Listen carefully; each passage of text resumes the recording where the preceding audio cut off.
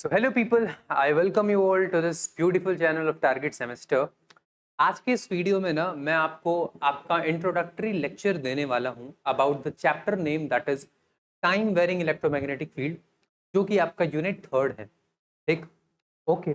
तो पिछले कुछ वीडियोस में ना मैंने आपको यूट्यूब पे उस चीज़ के डेमो पढ़े होंगे। ऑल दो मैंने सबसे पहले आपको पढ़ाया है इलेक्ट्रोस्टैटिक्स।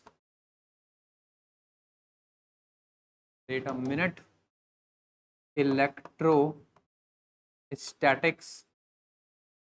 और फिर मैंने आपको पढ़ाया है मैग्नेटोस्टैटिक्स।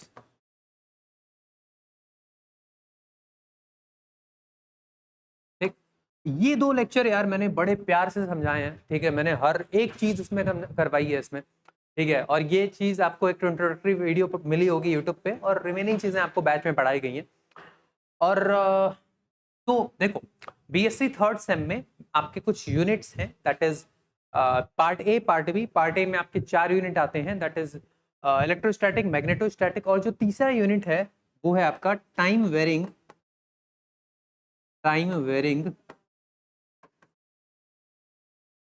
Electromagnetic field.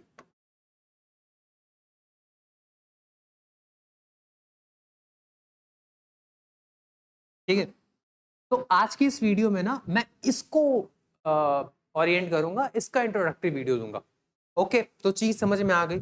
चलो, एक और चीज यार, जिस बैच की मैं बात कर रहा हूँ ना वो ये बैच है। अगर मेरे पढ़ाने का तरीका आपको अच्छा लगता हो, भले इसमें मेरी शकल अच्छी नहीं लग रही, ठीक है, तो और सबकी अच्छी लग रही है, तो यार आप ना इस बैच में ज्वाइन कर सकते हो, जिसमें मैं आपको फिजिक्स पढ़ाऊंगा और रिमेनिंग सब्जेक्ट्स भी आपको पढ़ाए जाएंगे।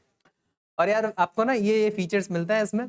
ठीक है, थ्योरी क्वेश्चंस होते हैं, class note, PDF and application, important MCQ, short notes, personal mentorship. ठीक है, आप मेरा नंबर रख के आप मुझे रात रात में कॉल कर सकते हो। ठीक है, मतलब नहीं करना चाहिए बट स्टिल एक बात कह रहा हूँ। तो ये चीजें हम इसमें देखेंगे। ठीक है, ओके। तो आज की इस वीडियो से मैं आपका जो थर्ड यूनिट है वो स्टार्ट करूंगा। थर्ड यूनिट क्या कहता है यार? थर्ड यूनिट क्या कहता है? Unit 3 that is time varying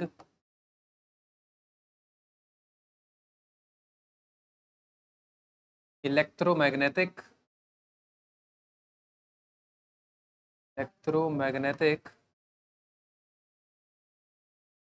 field. ठीक है, ये है आपका थर्ड यूनिट, राइट। तो हम आज यहां से अपनी कहानी स्टार्ट करने वाले हैं।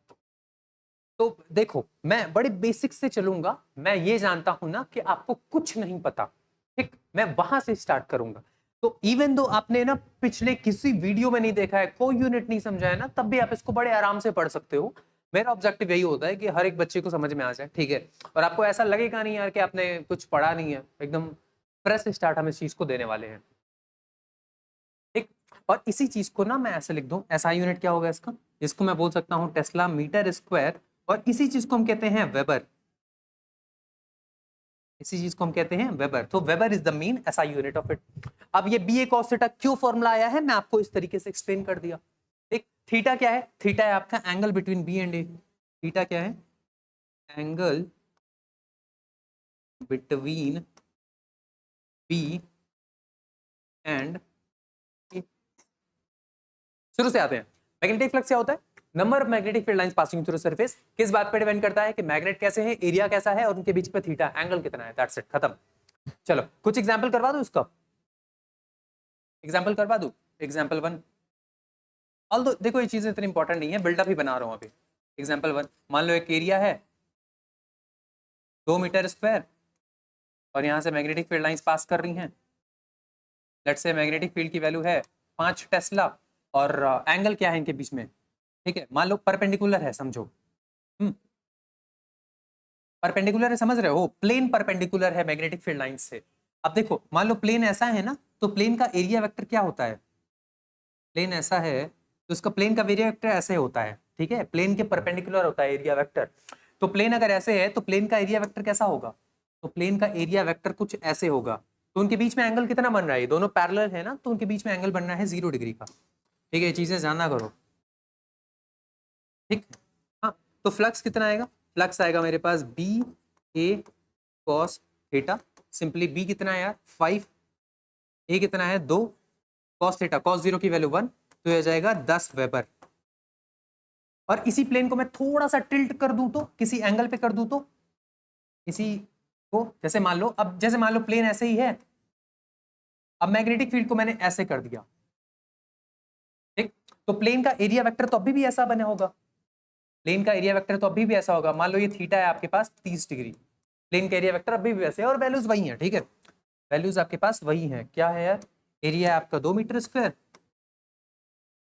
और मैग्नेटिक फील्ड की वैल्यू है 5 टेस्ला। इसको एक काम करो 60 डिग्री कर लो,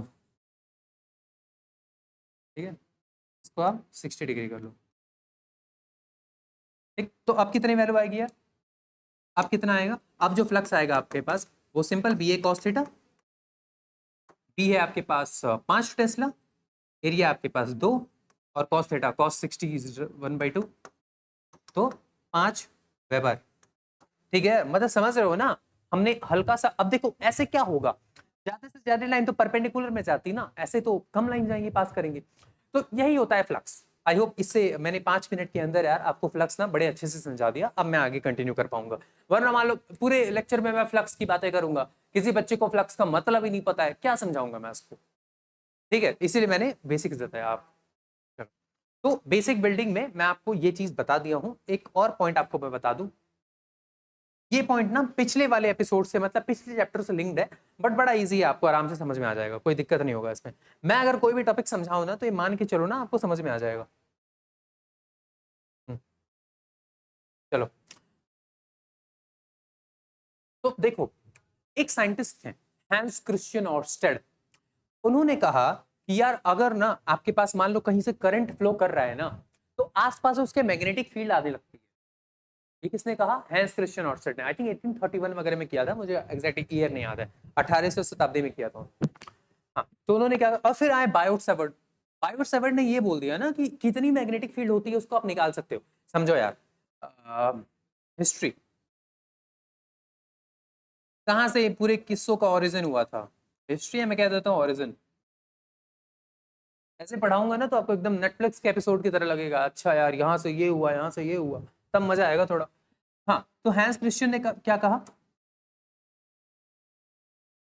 ऑर्स्टेड, ऑर्स्टेड ने ये कहा कि अगर अगर करंट फ्लो कर रहा है ना, अगर करंट फ्लो कर रहा है तो इसके वजह से ना आसपास में एक मैग्नेटिक फील्ड आने लगती है। क्या आने लगती है? मैग्नेटिक फील्ड आती है। और फिर आप बायोट सेवर्ट, बायोट सेवर्ट ने बोला अच्छा आपको इतना ही पता है, मैं तो उस मैग्नेटिक फील्ड की वैल्यू भी निकाल दूं यार, मैग्नेटिक फील्ड की वैल्यू तक मैं निकाल दूं। मान लो करंट कैरिंग कंडक्टर है, ये किसका डिस्कवरी था? ये था बायोट सेवर्ट का, बायो सेवर्ट। उन्होंने कहा, उन्होंने कहा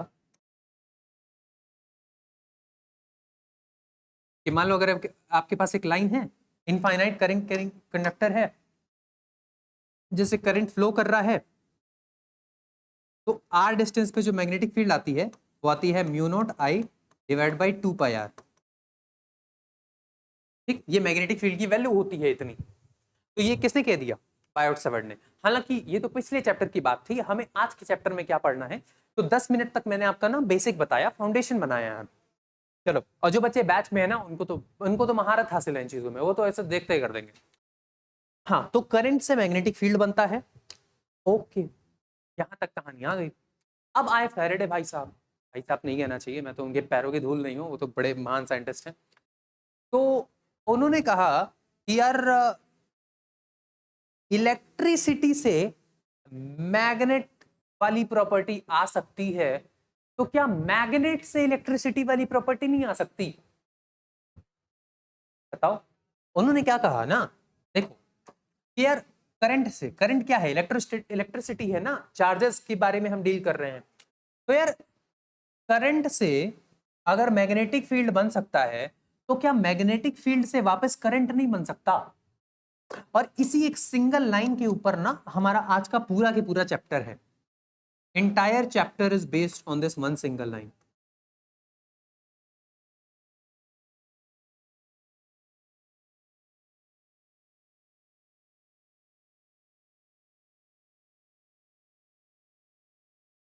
ठीक है, पता है क्या हुआ?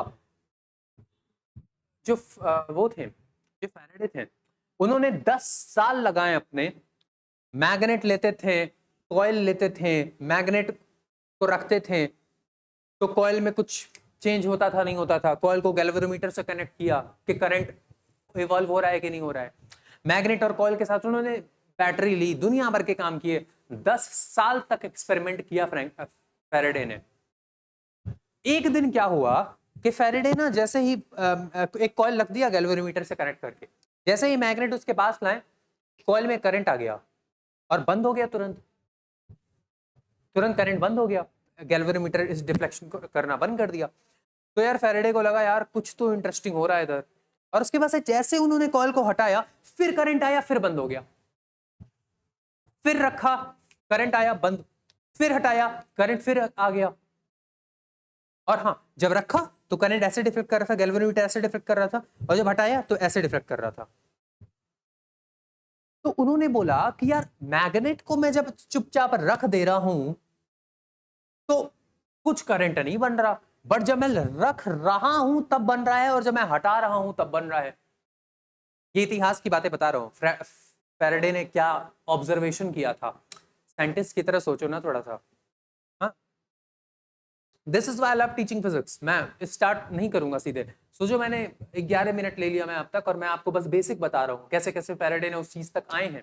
ऐसे पढ़ते हैं फिजिक्स, ऐसे थोड़ी ना पढ़ते कि स्टार्ट कर दिया फैराडे लॉ, नहीं। ठीक है, तो हाँ, तो फैराडे ने ये देखा ना कि यार एक कॉइल है और एक मैग्नेट है, जब मैं मैग्नेट को ऐसे रख दे रहा हूं तो मान लो एक गैल्वेनोमीटर है जिसको कनेक्ट किया गया है, इसको कनेक्ट किया गया है। फैराडे ने ये देखा, जब मैं इसको सिंपल रख रहा हूं तो इसमें कोई डिफ्लेक्शन नहीं हो रहा, जब मैं इसको हटा रहा हूं तो हल्का सा डिफ्लेक्शन हो रहा है, तो हल्का सा डिफ्लेक्शन हो रहा है, और जब मैं इसको पास लेके आ रहा हूं, अरे भाई साहब, और जब मैं इसको पास लेके आ रहा हूं तब भी थोड़ा सा डिफ्लेक्शन हो जा रहा है इस दिशा में, तब भी थोड़ा सा डिफ्लेक्शन हो जा रहा है। तो फैराडे ने सोचा कि यार हो सकता है कि मैग्नेटिक फील्ड से कोई रिश्ता हो उसका। फिर पता है क्या हुआ, फैराडे ने इसको भी चेंज किया, लूप को चेंज किया, लूप को हल्का हल्का घुमाए, जब लूप को घुमाए तब भी ये फ्लक्चुएशन होने लगा गैल्वेनोमीटर में। तब फैराडे ने सोचा कि मैग्नेटिक फील्ड से कोई रिश्ता नाता नहीं है, मतलब रिश्ता तो है ही इवेंचुअली, इसका मेन कॉज है फ्लक्स से। अगर उस कॉइल से लिंक्ड मैग्नेटिक फ्लक्स चेंज हुआ, करंट बनेगा, ईएमएफ जनरेट होगा। Welcome to this third unit, this very first episode that talks about the Faraday law. अब हम स्टार्ट करेंगे अपना फैराडे लॉ। तो अब तक ना मैंने आपके सिर्फ बिल्डअप बनाए हैं, ठीक है, अब आप इसको आराम से पढ़ सकते हो। ठीक, तो what is the topic name?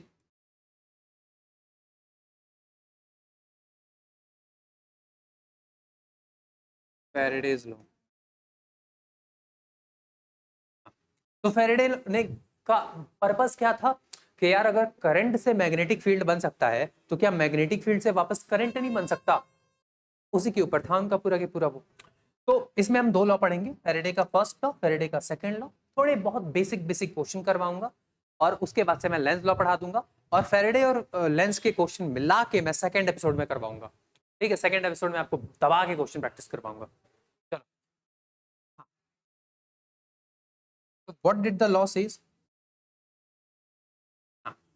इन्होंने क्या कहा कि देखो एक कॉइल है मेरे पास, और ये है मेरे पास मैग्नेट, मैग्नेट को जब आप पास या दूर लेके जा रहे हो, जब आप पास या दूर लेके जा रहे हो तो करंट फ्लो कर रहा है। अब यार करंट कैसे फ्लो करता है, कुछ बैटरी होनी चाहिए। अब देखो, इसको हम कहते हैं, बैटरी को बैटरी नाम देके ईएमएफ का नाम दे देते हैं। ईएमएफ क्या होता है, अरे बैटरी में जब कोई करंट ना फ्लो कर रहा हो ना, उस वक्त जो उसका पोटेंशियल डिफरेंस होता है या वोल्टेज होता है, उसी को कहते हैं ईएमएफ। और जब फ्लो कर रहा होता है उस वक्त टर्मिनल वोल्टेज होता है। वो आप आज का टॉपिक नहीं है, होता तो डीप में बताता। तो यार उन्होंने देखा ना कि जब आप कॉइल से लिंक्ड मैग्नेटिक फ्लक्स को चेंज कर रहे हो तो एक ईएमएफ जनरेट हो जा रहा है। वही था उनका first law. What did he से? आज कुछ नहीं हो रहा था, जो पंखे में मस्त आराम करते हो ना, ये जो आप ये चीजें मोटर देखते हो, जनरेटर देखते हो, किसके ऊपर बेस्ड है? फैराडे। ठीक है, मतलब बेस बेस डायरेक्टली नहीं है बट स्टिल समवेयर। तो फैराडे का लॉ क्या कहते हैं कि when a flux linked with a coil changes, linked with a coil changes, then that generates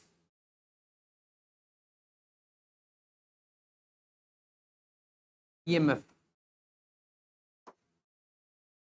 जब आप एक फैराडे का क्या है, फर्स्ट लॉ है, ठीक है, जब आप किसी कॉइल से लिंक्ड फ्लक्स को चेंज करते हो तो ईएमएफ जनरेट हो जाता है। If the coil is closed,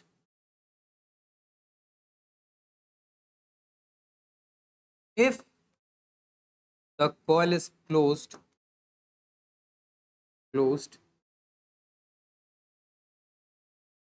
then induced current is passed,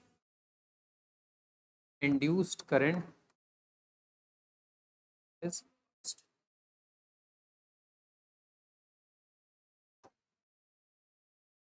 When a flux linked with the coil changes, then that generates EMF। if the coil is closed, the induced current is passed।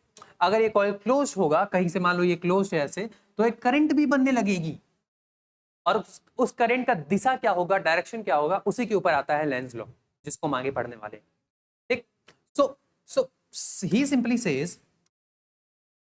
Says कि magnetic flux से आप चले जा रहे हो किस पे? EMF पे, इंड्यूस्ड ईएमएफ पे। और यार अगर वो कॉइल क्लोज हुआ तो करंट भी फ्लो करने लगता। If closed, if this is what the Faraday's first law says, this is what the Faraday's first law says। ये अलग छूट गया। एक और चीज, मैं आपको इंग्लिश में लिखता हूँ ना, बिकॉज मैं शुरू से यार इंग्लिश मीडियम में पढ़ा हूँ ना, हिंदी मेरे को कम आती है, मतलब आई लव द लैंग्वेज, मातृभाषा है मेरी, बट मैं हिंदी में ऐसे स्टेटमेंट नहीं लिख पाऊंगा, क्योंकि आप समझ सकते हो यार, कॉयल इसका हिंदी कुछ और होगा, करंट धारा, ठीक है, आई थिंक धारा ही कहते हैं। तो मेरे को ये चीज़ें यार कम आती हैं ना, तो इसलिए मैं अभी अवॉइड कर रहा हूँ। मैं जब आपको नोट्स प्रोवाइड करूंगा ना, तो मैं आपको एकदम बढ़िया से फॉर्मेट में दे दूंगा। चलो आते हैं वापस।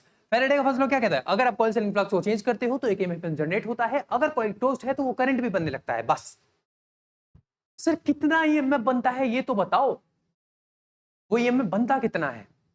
इस चीज के ऊपर बेस्ड है ना फैराडे का सेकंड लॉ। ठीक, जैसे मान लो मैंने कॉइल को चेंज किया, ऐसे कॉइल रखा है, मैग्नेट को पास लाओ, करंट जनरेट, मैग्नेट को दूर लेके जाओ, करंट, गैल्वेनोमीटर अपोजिट डायरेक्शन में डिफ्लेक्शन कर रहा है। ये क्यों हो रहा है? अच्छा, क्यों हो रहा है उसका रीजन और ज्यादा आगे तक है, बट क्या हो रहा है हम उसी को पढ़ाएंगे अभी। ठीक है, हम उसी को पढ़ाएंगे। क्यों हो रहा है मींस व्हाट, वो एक नेचुरल फिनोमेना है, बट स्टिल मैं रीजन दे सकता हूं, but that's not the point of it. चलो, तो ये था आपका फैराडे का first law, Faraday first law.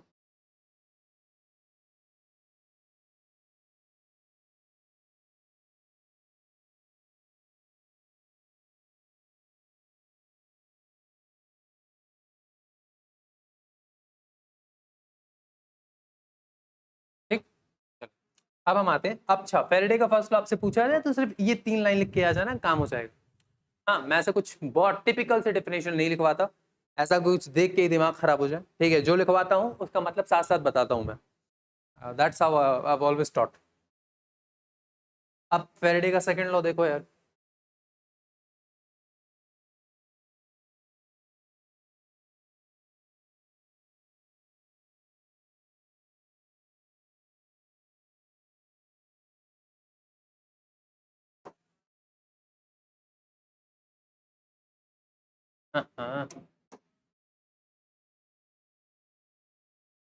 Second law क्या कहता है इनका? सेकेंड लॉ ये कहता है कि यार जो ईएमएफ जनरेट होगा ना वो किस पे डिपेंड करता है। मान लो आपने धीरे से कॉइल को लेके आया तो कुछ ईएमएफ जनरेट हुआ, और आपने तेज से कॉइल को लेके आया तो कुछ और ईएमएफ जनरेट हुआ। तो फैराडे का लॉ, सेकेंड लॉ ये कहता है कि जो वो ईएमएफ है ना वो किस बात के ऊपर डिपेंड करता है या उसकी वैल्यू कितनी आती है। This is what the Faraday second law से। ओके, तो उस चीज को हम लिखते हैं अब। ठीक, तो so if I come to this thing, मैं सिंपल ये बोलूंगा कि देखो ईएमएफ किस पे डिपेंड करता है कि आपने कितनी जल्दी से उन चीजों को किया है, कितने जल्दी से फ्लक्स को चेंज किया है। तो आई will say the magnitude of induced EMF, the magnitude of induced EMF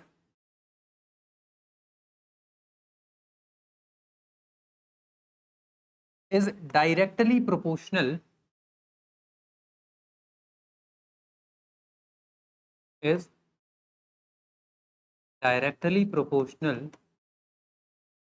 to the rate of change, to the rate of change of magnetic flux, magnetic flux। अब बताओ, मैंने ये मैग्नेटिक फ्लक्स ही नहीं पढ़ाया होता तो आपको क्या समझ में आता? तो इसीलिए मैंने उस चीज पे एम्फेसिस दिया था। हाँ, the magnitude of induced EMF is directly proportional to the rate of change of magnetic flux. मतलब यार, मतलब मैं ये कहना चाह रहा हूं ना कि जो ई होगा that is your induced EMF. हाँ, ये जो इंड्यूस्ड ईएमएफ होगा ई, वो डायरेक्टली प्रोपोर्शनल होगा किसके? किसके? Rate of change of magnetic flux. मतलब देखो, change of magnetic flux d5, अब इसका रेट निकालना है, मतलब उसको टाइम से डिवाइड कर दो। तो ई जो होगा, मैं स्मॉल में लिखूं, ई जो होगा वो डायरेक्टली प्रोपोर्शनल होगा किसके? d5/dt के। अब मान लो उस कॉइल में n टर्न्स हैं, n नंबर ऑफ टर्न्स हैं, तो मैं क्या कहूंगा? For coil having n number of turns, for coil having n turns, मैं क्या बोल दूंगा? ई जो होगा वो इक्वल होता है n d5/dt के। ठीक, ई किसके इक्वल हो जाएगा यार? n d5/dt। अब देखो, इसी में ना लेंस लॉ है, हम ना इसको ऐसा नहीं पढ़ते। इसी में लेंस आए, लेंस ने क्या बोला ना कि इसको इतना ऐसा अच्छा नहीं लग रहा है यार मुझे देखते हुए, इसके आगे एक माइनस लगा दो। अब ये माइनस क्यों लगा ना, मैं आपको एकदम बड़े तसल्ली से बताऊंगा उस चीज को, तो प्लीज अभी उसको यार अभी मत देखो। लेंस ने क्या बोला कि देखो आप अच्छा कर रहे हो बट एक माइनस लगा दो बस, माइनस ऑफ n d5/dt। अब ये माइनस क्यों लगा अभी मैं उस पर आऊंगा। माइनस क्यों लगा? Negative sign, negative sign is due to Lenz law. ठीक है, लेंस लॉ। अब मैं उस चीज पे यार आऊंगा, डोंट वरी। सो अब मैं थोड़ा सा इंट्यूशन दे दूं आपको। मैं ये कहने की कोशिश कर रहा हूं कि मान लो एक कॉइल है यहाँ पे, और यहाँ पे है मेरे पास एक मैग्नेट, मैग्नेट का नॉर्थ पोल, मैग्नेट का साउथ पोल। ठीक, आप एक काम करो ना, आप एक काम करो कि इस मैग्नेट को जल्दी जल्दी जल्दी जल्दी घूम कर, अरे भाई क्यों कट गया तू? हाँ, जल्दी जल्दी जल्दी जल्दी मूव करो। तो इसमें कोई, उसमें ईएमएफ उतना ही ज्यादा होगा, उतना ज्यादा जनरेट होगा। जल्दी जल्दी मैग्नेटिक फ्लक्स को चेंज करोगे, ईएमएफ उतना ज्यादा जनरेट होगा। दैट्स व्हाट दी फैराडे का सेकंड लॉ सेज। हाँ, चलो, तो इंट्यूशन समझ में आया? इस चीज का इंट्यूशन समझ में आया, फैराडे का सेकंड लॉ क्या कहता है? ठीक है, that's the main important thing, आपको वो चीज आनी चाहिए, दैट मैटर्स। ठीक, चलो, तो इसको ना आप थोड़ा सा हटाओ। आई होप मैंने आपको बड़े तसल्ली से सारी चीजें समझाई। अब फैराडे के सेकंड लॉ पे मैं क्वेश्चन करवा दूं।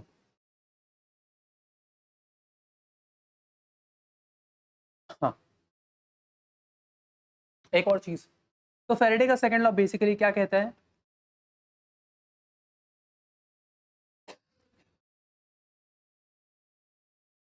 फैराडे का सेकंड लॉ सिंपल ये कहता है आपको कि जो ई होता है ना वो इक्वल होता है D phi by D T के। अभी चलो माइनस ही लगा लेते हैं, कोई दिक्कत नहीं है। अच्छा फाई क्या है यार, फाई तो है आपके पास मैग्नेटिक फ्लक्स, फाई की वैल्यू कितनी होती है, फाई होता है आपके पास बी ए कॉस थीटा। तो अगर आपको फ्लक्स को चेंज करना है तो या तो आप बी को चेंज कर दो, या तो आप ए को चेंज कर दो, या कॉस थीटा को चेंज कर दो, इनमें से कुछ भी हो सकता है। राइट, राइट, मैग्नेटिक फ्लक्स तो इन किसी को भी चेंज कर दो तो आ जाएगा। तो इसी तरीके से ना आप इसका एक और रिजल्ट निकाल सकते हो, E is equal to D of T T, यहाँ आप लिख सकते हो बी ए कॉस थीटा। आप ये भी लिख सकते हो, ये भी एक अप्रोप्रिएट फॉर्म हो जाएगा उसका। अब डिपेंडिंग अपॉन कि क्या चेंज है क्या कांस्टेंट है, मान लो बी कांस्टेंट है और कॉस थीटा कांस्टेंट है, तो उन दोनों को बाहर कर दो, एक को छोड़ दो यहाँ पे। ठीक, समझ रहे हो ना, बहुत बेसिक सी चीज है, नथिंग टिपिकल। ठीक, तो ये भी फॉर्म आ सकता है। हम जब इसके ऊपर क्वेश्चन करेंगे ना तो वैरायटी ऑफ चीजें देखेंगे, फिर उसमें अलग अलग टर्म में कभी एरिया को वेरी कर दूंगा, कभी मैं एंगल को वेरी कर दूंगा। हाँ, ठीक है। अच्छा, तो हाँ मैंने क्या बोला, फैराडे ने क्या बोला कि rate of change of magnetic flux, इस चीज को आप क्या ऐसा नहीं लिख सकते, E is equal to flux final minus flux initial divided by delta T. आप ये भी कह सकते हो, राइट, कि चेंज करो मैग्नेटिक फ्लक्स को और टाइम से डिवाइड कर दो उस चीज को। तो मतलब यार आप इतने फॉर्म्स लिख सकते हो उसके, और इन सारे पे क्वेश्चन बनते हैं और बन सकते हैं। ठीक है, सारे पे क्वेश्चन बन सकते हैं। जैसे कि मान लो मैंने बोल दिया कि यार एक कॉइल था, एरिया इतना है, मैग्नेटिक फील्ड इतनी है, और 5 सेकंड के अंदर आपने 90 डिग्री से 0 डिग्री पे एंगल कर दिया। अब बताओ फ्लक्स कितना चेंज होगा, तो आपको क्या करना पड़ेगा, इस चीज को आप देखना पड़ेगा। चलो क्वेश्चन कैसे बनते हैं मैं ये सिखा रहा हूं अभी, क्वेश्चन आएगा तो हम बड़े प्रैक्टिकली उस चीज को करेंगे, वो तो अलग ही चीज है। ओके, अब एक और चीज देखो यार, तो मान लो एक कॉइल है मेरा, ठीक, और मैंने इस एनी हाउ मैग्नेटिक फील्ड या फ्लक्स को चेंज किया, और मान लो इस कॉइल का जो रेजिस्टेंस है ना, इसका जो रेजिस्टेंस है वो है मान लो आर, कैपिटल आर। तो अच्छा, रेजिस्टेंस अगर मान लो कैपिटल आर है, तो करंट क्या होता है, आई होता है V divided by R. V क्या है, अरे ईएमएफ वोल्टेज एक ही चीज होती है, एक चीज नहीं होती है, बट आप बैटरी में एक चीज नहीं होती है, यहाँ भी बैटरी ही बन रहा है एक तरीके से, बट आप ये समझ लो ना, जब करंट फ्लो करता है तो आपको वी देखना होता है, जब करंट नहीं फ्लो कर रहा होता है तो आपको ए देखना होता है। इतने दिमाग खराब करने वाली चीजें मत पढ़ो, I is equal to E by R लिख लो। ठीक है, करंट इलेक्ट्रिसिटी नहीं पढ़ा रहा हूँ ताकि ये सब चीजें पढ़ाऊँ, I is equal to E by R समझ लो। हाँ, तो यार अगर आपको इंड्यूस करंट निकालना हो ना, तो आप इन सारे फॉर्मूलेज को टी से डिवाइड कर सकते हो। आप सिंपली समझ लो कि आई क्या होता है, ई बाय आर, ई क्या है, ई की वैल्यू हमें पता चल गई है, तो ई को आप आई को लिख सकते हो आप flux final minus flux initial divided by delta T, ये हो गया ई डिवाइडेड बाय आर, तो आप इसको क्रॉस कर दो आर, ये बन गया आपका फाइनल फॉर्मूला इंड्यूस्ड करंट का, इंड्यूस्ड करंट का। तो इस तरीके से क्वेश्चन बनाए जाते हैं। ठीक है, अलग अलग क्वेश्चन आ सकता है, बट जितने भी क्वेश्चन आएंगे ना वो सिंगल एक पेज के अंदर सॉल्व हो रहे होंगे। राइट, एक क्वेश्चन करवा दूं, चलो। ऑल राइट, तो मैंने यार ना 5 एकदम बेहतरीन से क्वेश्चन लाए हैं जिससे आपके पूरे के पूरे कंसेप्ट क्लियर हो जाएंगे। तो इन क्वेश्चन को यार करने का कोशिश करते हैं। राइट, ओके, तो शुरू हो जाओ। खुद से आप पहले टाइम दो, खुद से आप पहले टाइम दो।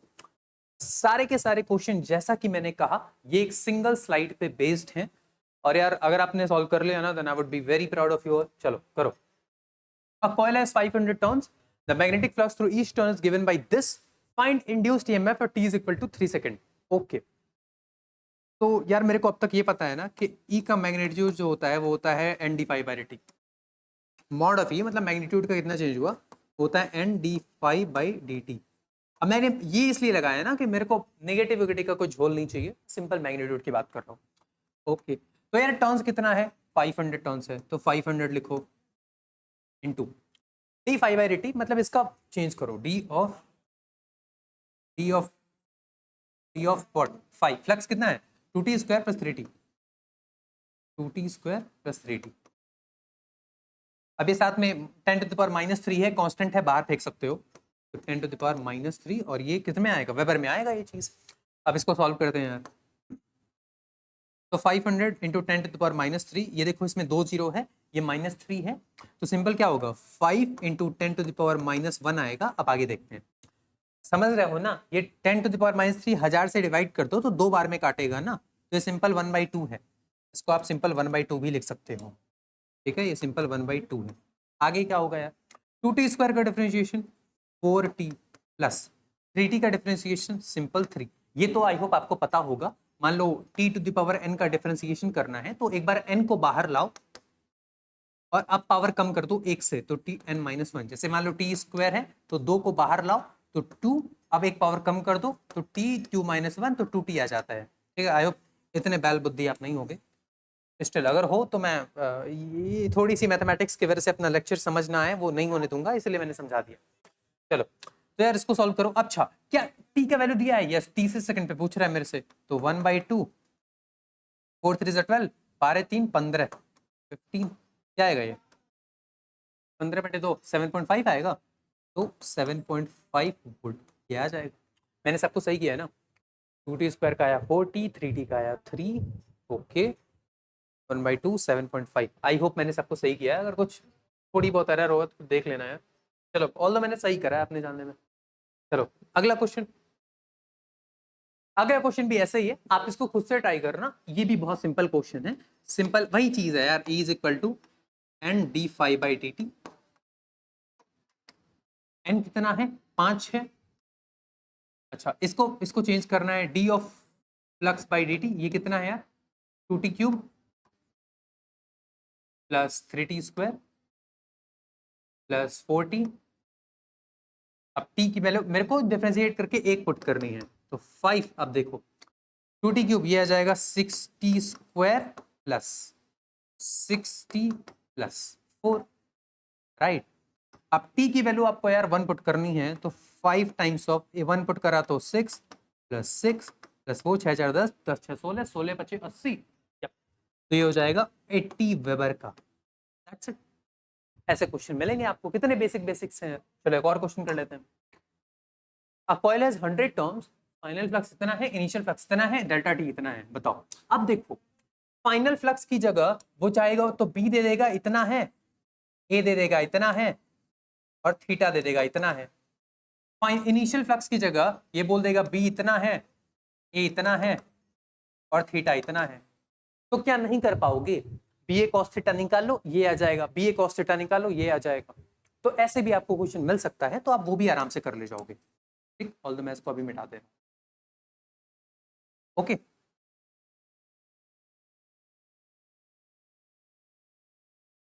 ठीक है,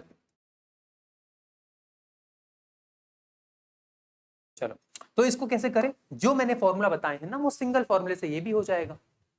हाँ मैंने क्या बोला था, ये जो ई मॉड ऑफ ई क्या होता है मेरे पास, ये होता है flux final minus flux initial divide by delta T.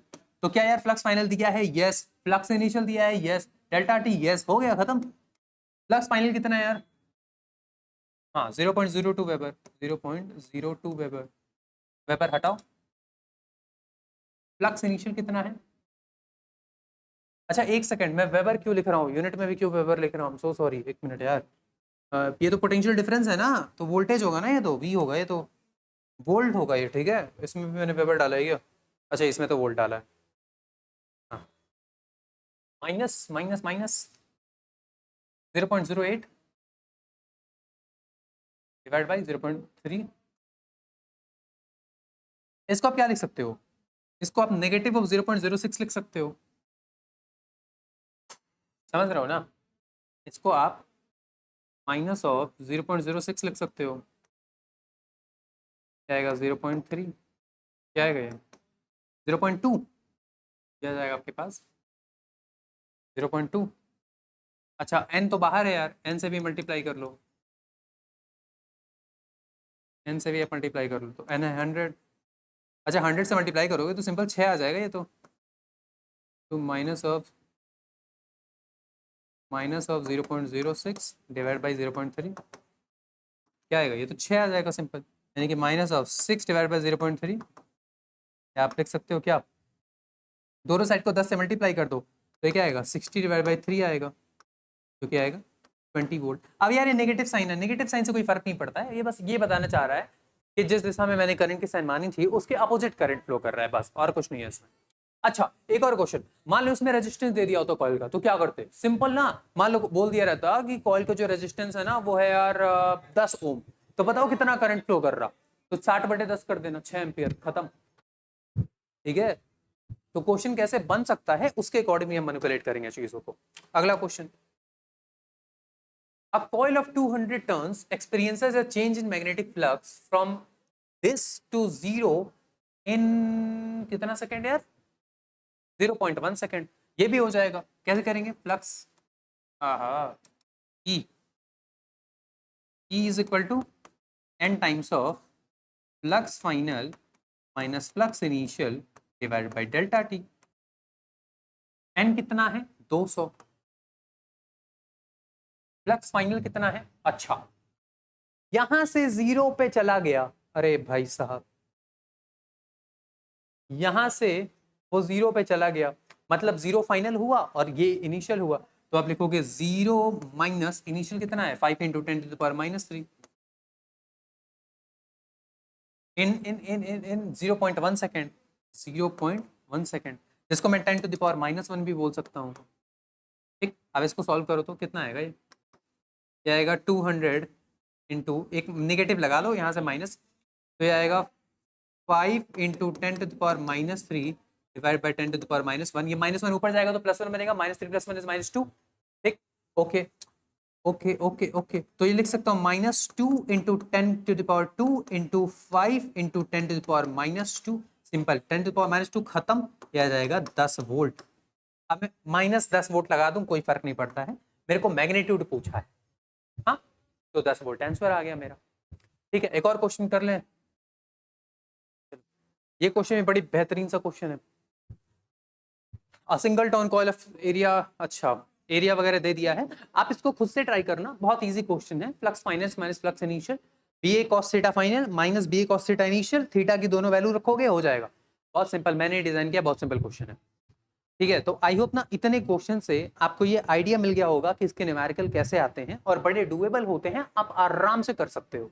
ठीक, ओके चलो, अब मैं आता हूं आपके आज के लास्ट टॉपिक पे, that is Lenz law, that is Lenz law.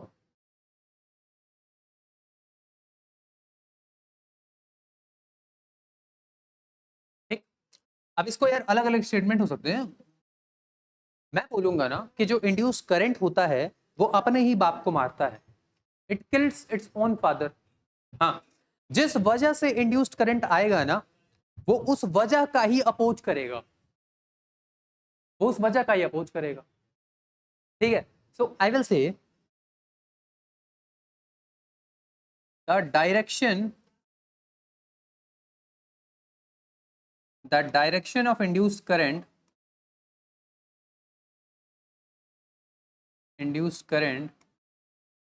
is in such a way is in such a way that it opposes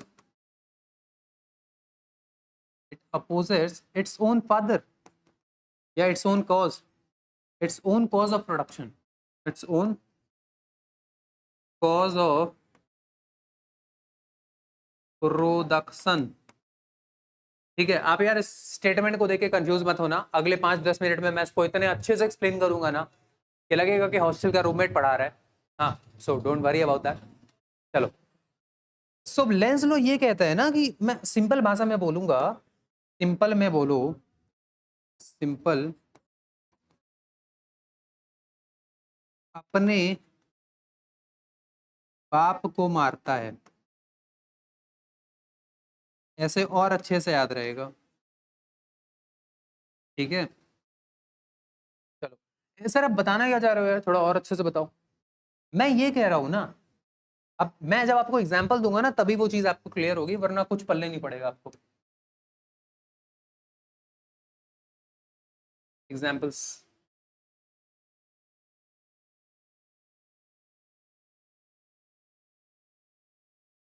जैसे कि यार मान लो ना मेरे पास एक कॉइल है ऐसे, मेरे पास एक, इसके मैं कम से कम 10 एग्जांपल दूंगा, आप वो चीज आपके एकदम जहन में बैठ जाएगी। ठीक है, इसके मैं एटलीस्ट 10 एग्जांपल दूंगा, क्योंकि बच्चों को यार इसमें बहुत कंफ्यूजन होता है and I don't want that. आप मेरे से पढ़ रहे हो ना तो आप बेस्ट हो। मान लो ये मेरे पास कॉइल है और जो मैग्नेटिक फ्लक्स है ना वो अंदर की तरफ है।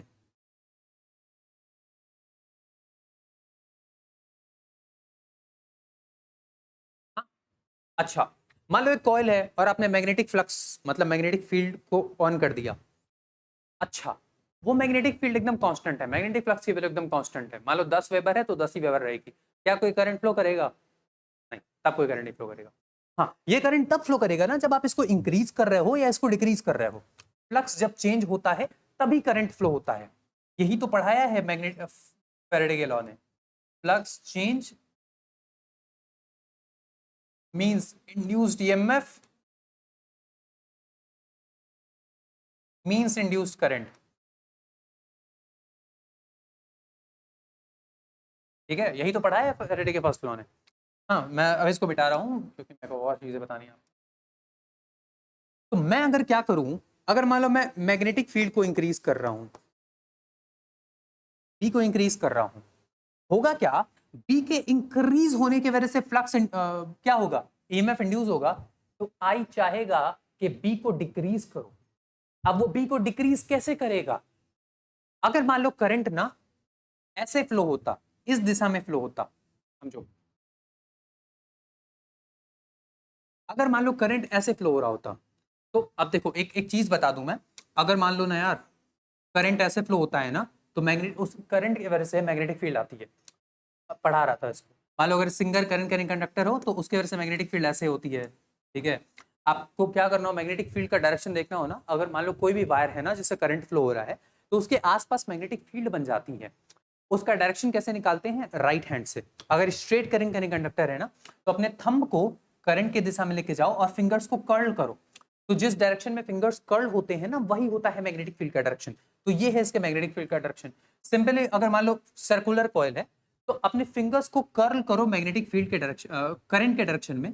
जिधर थंब पॉइंट करे ना, वो डायरेक्शन होता है मैग्नेटिक फील्ड का। अपने फिंगर्स को कर्ल करो करंट के डायरेक्शन में, तो जिधर थंब पॉइंट करता है वो डायरेक्शन होता है मैग्नेटिक फील्ड का। राइट। तो अगर मान लो करंट ऐसे बह रही है तो मैग्नेटिक फील्ड अंदर की तरफ होगा, और मान लो करंट अगर ऐसे आ रही होती तो मैग्नेटिक फील्ड बाहर की तरफ होता। अंदर को हम क्रॉस से रिप्रेजेंट करते हैं, बाहर को हम डॉट से रिप्रेजेंट करते हैं। ठीक, चलो। तो यार अगर मान लो ना मैंने करंट को ऐसे मान लिया, तो यार मैग्नेटिक फील्ड तो और बढ़ जाएगी। करंट को अगर मैं ऐसे मानूंगा ना, तो मैग्नेटिक फील्ड तो अंदर की तरफ हो जाएगी ना मेरी। तो ये तो बाहर की तरफ करेगा इसको। बी इंक्रीज हो रहा है, तो तो वो क्या चाहेगा? आई क्या चाहेगा कि बी को डिक्रीज करो, बी को डिक्रीज करो। मुझे इंक्रीज पसंद नहीं है, हालांकि इंक्रीज होने की वजह से ये पैदा हुआ है। वो चाहेगा कि बी को डिक्रीज करो।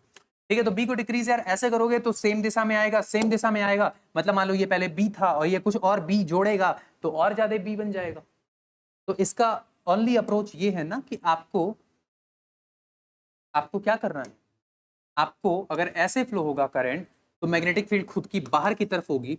इंड्यूस्ड करंट की वजह से मैग्नेटिक फील्ड आउटवर्ड है, मतलब अब ये बी कम होगा। अब ये बी कम होगा। इसमें बड़ा प्रॉपर सा एक्सप्लेनेशन दिया हूं, बट अब जो मैं एग्जांपल्स करूंगा ना, उसमें मैं कोई बहुत प्रॉपर एक्सप्लेनेशन नहीं दूंगा, आपको ऐसे ही चीज समझनी पड़ेगी। राइट। चलो, तो मैं एक और सर्किट ड्रॉ कर रहा चलो, इसमें मान लो मैं एक और ड्रॉ कर रहा हूं। हम्म, और यहाँ एक और ड्रॉ कर रहा हूं। चलो, मान लो मैग्नेटिक फील्ड ऐसे है, डॉट मतलब बाहर की तरफ, और बी कम हो रहा है। अब मान लो मैग्नेटिक फील्ड ऐसे है, बी ज्यादा हो रहा है, और मैग्नेटिक फील्ड ऐसे है,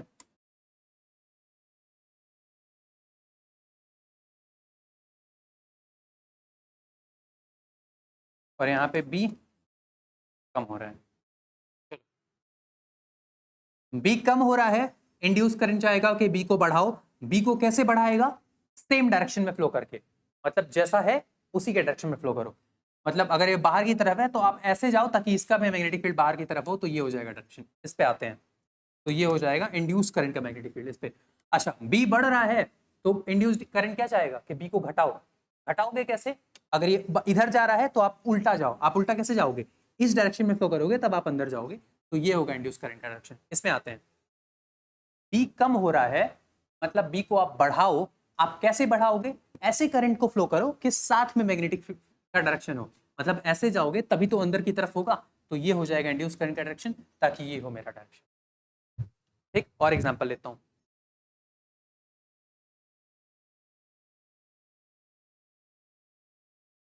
बी बढ़ रहा है,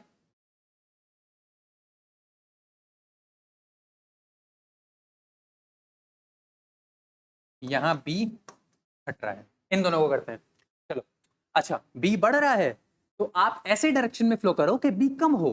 कैसे फ्लो करोगे? अगर आप ऐसे जाओगे, अगर आप ऐसे जाओगे तो सेम डायरेक्शन में मैग्नेटिक फील्ड होगा, तो आप ना ऐसे जाओ, ऐसे जाओ, मतलब आप ऐसे जाओ, समझ रहे हो ना? आप ऐसे फ्लो करो। आप क्या करो? ऐसे फ्लो करो। जब आप ऐसे फ्लो करोगे ना तो इंड्यूस करंट का मैग्नेटिक फील्ड इधर की तरफ होगा। इसमें आते हैं, बी घट रहा है तो वो क्या चाहेगा? इंड्यूस करंट के बी को बढ़ाओ। बी को कैसे बढ़ाओगे? सेम डायरेक्शन में फ्लो करवाओ। सेम डायरेक्शन में कैसे फ्लो करवाओगे? अगर ऐसे जाओगे तो ऊपर जाएगा, अगर आप ऐसे जाओगे तो नीचे जाएगा, मतलब ऐसे, मतलब आपको ये डायरेक्शन में जाना है ताकि इंड्यूस मैग्नेटिक फील्ड भी नीचे की तरफ हो। और कुछ ब्यूटीफुल से एग्जांपल दूं। मान लो करंट कैरिंग कंडक्टर है,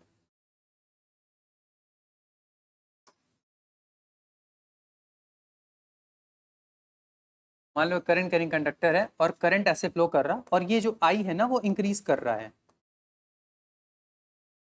और यहाँ पे है मेरे पास मैग्नेट एक लूप।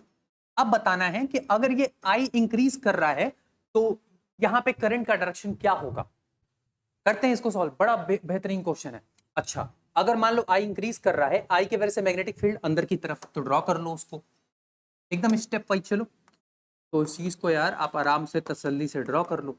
अच्छा, आई की वजह से मैग्नेटिक फील्ड इधर अंदर की तरफ होगा तो उसको ड्रॉ कर लिया। अब यार अगर ये इंक्रीज कर रहा है तो बी भी इंक्रीज करेगा, मतलब बी आपका इंक्रीज कर रहा है, मतलब वही वाला केस हो गया जो जो पहले स्लाइड में पढ़ाया हूं आपको। बी इंक्रीज कर रहा है तो वो चाहेगा कि बी को डिक्रीज करवाओ। बी को कैसे डिक्रीज करवाएगा? अपोजिट डायरेक्शन में फ्लो करके। तो अगर आप ऐसे फ्लो करोगे तो अपोजिट डायरेक्शन हो जाएगा, राइट। तो जो इंड्यूस करंट का डायरेक्शन होगा वो कुछ ऐसा होगा ताकि आपको अपोजिट डायरेक्शन में मैग्नेटिक फील्ड मिले। ठीक, और कुछ बेहतरीन क्वेश्चन करवा दूं। जैसे कि मान लो एक लूप है, यहाँ पे नॉर्थ पोल, यहाँ पे साउथ पोल, आप इसको पास लेके जा रहे हैं, मैग्नेटिक फ्लक्स तो तब भी चेंज हो रहा है, तो क्या होगा? जब आप इसको पास लेके जाओगे तो वो चाहेगा रिपेल करो, तो लूप में इस ओर नॉर्थ पोल बन जाएगा, इस ओर साउथ पोल बन जाएगा। इस ओर नॉर्थ पोल बना, इसका मतलब अगर मैं इसको टॉप व्यू लगा के देखूं तो north pole means what? North pole means what? मतलब करंट ऐसे फ्लो करेगा, ठीक है। South pole means what? Current ऐसे फ्लो करेगा। North pole means what? ऐसे। मतलब अगर आप इधर से देखो, इसको इधर से देखो तो करंट ऐसे फ्लो कर रहा होगा, ऐसे देख रहा हो ना तो ऐसे फ्लो करेगा, और उधर से देखो तो ऐसे फ्लो करेगा। समझ रहे हो ना? आप थोड़ा इसमें और थोड़ा विचार करोगे तो समझ में आ जाएगा। ऐसे आप इसको 3D में समझाना पड़ेगा लूप ले लेके। हाँ, अच्छा, तो जब आप मैग्नेट को पास लेके आओगे तो वो नॉर्थ पोल बना लेगा, और जब आप मैग्नेट को दूर लेके जाओगे, मान लो इसी मैग्नेट को अगर आप दूर लेके जा रहे हो ना, तो यहाँ पे साउथ पोल बना लेगा कि यार तुम दूर जाओ मत जाओ, ठीक है। साउथ पोल बना लेगा तो उसके अकॉर्डिंग उसका ये वाला करंट आ जाएगा। समझ रहे हो ना? तो हाँ, तो इस वीडियो में ना 50 मिनट का वीडियो था। इस वीडियो में मैंने ना आपको पूरे इंट्यूशन के साथ, क्वेश्चन के साथ, बहुत सारे एग्जाम्पल के साथ आपको ये लेक्चर कवर किया है। आई होप बहुत पसंद आया होगा। और अगर आपके आगे के वीडियोस आपको कंटिन्यू करने हैं ना तो you can get inside my batch, जिसमें मैं पढ़ाता हूँ आप सबको। और कैसा लगा वीडियो कमेंट सेक्शन में एक बार प्लीज लिखना, that will motivate me. That's it. तो मिलते हैं अगले वीडियो में यार, और सेकंड एपिसोड से मैं और कुछ क्वेश्चन करवाऊंगा और मोशनल ईएमएफ के प्रॉब्लम्स करवाऊंगा, फिर self and mutual induction. Right? तो see you all, have a great day.